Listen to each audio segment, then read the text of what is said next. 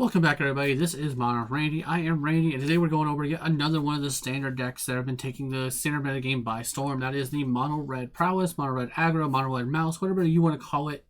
It is Mono Red, essentially. So, if you like what you're seeing, you like what I'm doing, go ahead and leave a like on the video. Subscribe to the channel to keep up with everything that I'm posting.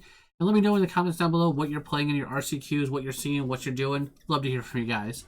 But going over this deck here real quick, it's playing 21 lands. We are playing 4 Rockface Village.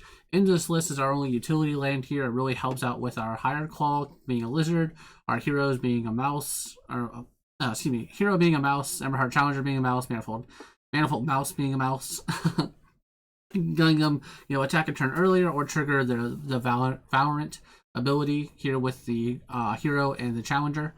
And then, of course, we're playing 4 Hired Claw, just one of the best 1-drops you can be playing. It's a 1/2. When you attack with 1 or more lizards, Hired Claw does 1 damage to opponent. Notably, this is the only lizard we're running.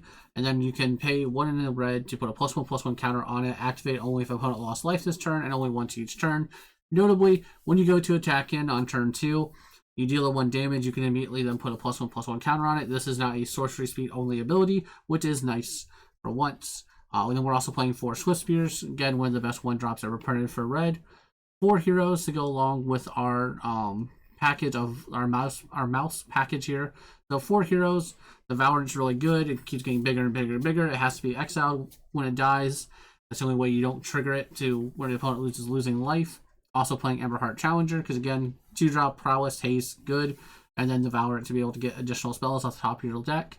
And then Manifold Mouse is here for that mouse package where, at the beginning of your combat turn, you can target a mouse. It gets double strike or trample. So obviously, your ideal turn 1, turn 2 is going Heartfire Hero into Manifold Mouse and attacking for 4 on turn 2. By targeting it, it triggers Valiant. It gets +1/+1 counter. It becomes a 2/2, giving a double strike, attacking for 4. And then, of course, we're playing 4 Screaming Nemesis. Did people finally realize how good this card was, or what? This card systematically spiked basically after really after Columbus and the following weekend. This card spiked up to $30 a piece. I think they're still sitting right around $25-30 a piece. This card has people have finally realized how good this card is. Turns out turning off lifelink for the rest of the game, really good, or gaining life for the rest of the game, super good. The fact that it can't ever really be blocked efficiently, also really good. And the fact that you can just also hit it with your own Witchstalker Frenzy after you attack to deal 5 more damage, also good. Just an amazing 3-drop creature. Not too surprised that it's finally seeing super play, and it's a mythic on top of that, so kind of makes sense why it's such a high price total right now, or higher price tag right now. But that's essentially our creature package here.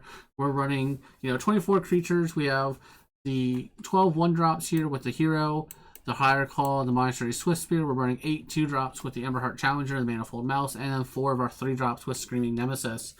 To round out the rest of our cards, we're running 4 Monstrous Rage. I don't need to tell you either the card is good. This card will see play until the end of time, more than likely, until something gets better. Until something better than this gets printed.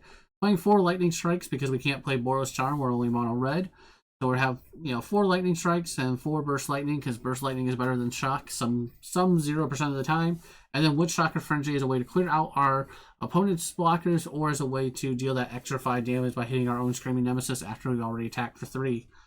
This is essentially a really well-rounded deck.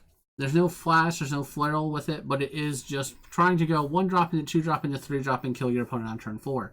Obviously, that is the ideal goal. Whether or not that happens is tough to say. I have had some problems with this deck as before. I do think that you can flood out very easily with this deck. Also, people are starting to prepare more for this deck, so if you want to take this deck, I suggest doing a little bit of time with it, making sure you understand the plays and things of that nature. It's not complex, it's not super hard to understand, but the biggest problem with this deck is the fact that you need to learn when to go all in, when not to go all in, when to force, when to not.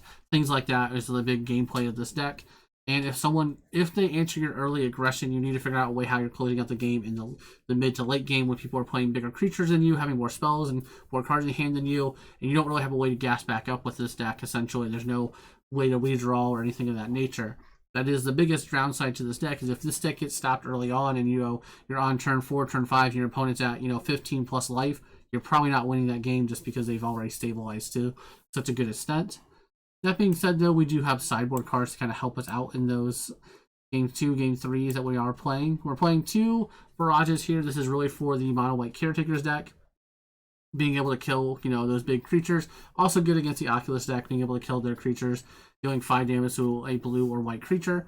We have Torch the Tower here for the mid-range, for the mirror matches where the Gruul, the Boros, the mono red, being able to kill their own 2-drops, things like that, or their own 1-drops, their own Heartfire heroes, things like that.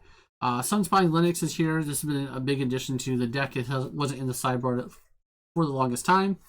It is a 4-mana 5/4. Players can't gain life, damage can't be prevented, and then when it enters, it deals damage equal to the number of non-basic that player controls. Notably, the most damage this could ever do to us is 4 with our 4 Rockface Village. But, when you play against Domain, you play against some of these other decks that are more greedy, more mana hungry, where they need to play a bunch of different dual lands and things like that, utility lands, you can just, start hitting people for 5-6 damage at a time with this. So definitely a good little endgame type card. We're also playing 3 Urbrass Forge because the card's really good. It's really hard to answer, and it makes people have an answer to it. It's just going to win the game by itself, basically. Also playing 2 Twisted here just to take control of our opponent's big creature. Is really good against like the black-green deck. Jesus, Golgari is what it's good against. Being able to seal their demons, hit them for 6 damage out of nowhere. Playing 1 more Witchstalker Frenzy as another way to remove creatures, along with 1 Obliterating Bolt as well. Being able to exile is always really good. So just another extra way to remove a creature, things like that. Overall, the deck is very good. This is the deck that won the challenge this past weekend, so not too surprising that it did. Like I said, really good deck. You need to be prepared for this if you're planning on playing any of your RCQs, any of the challenges, anything really to do with Standard at this point. It's cheap, efficient. Well, it used to be a lot cheaper of a deck than it was with Screaming Nemesis now being a $30 card a piece. But it is a cheap, efficient deck, and it is very good and very hard to play against in the sense you need to have answers early on. And if you stumble, this deck will punish you hard for making those stumbles. As always, guys, if you like what you're seeing and like what I'm doing, leave a like on this video. Subscribe to the channel. It really helps me out. I'd love to hear from you guys on what you're taking to your RCs and what you're playing, what you're seeing. Catch you guys next time.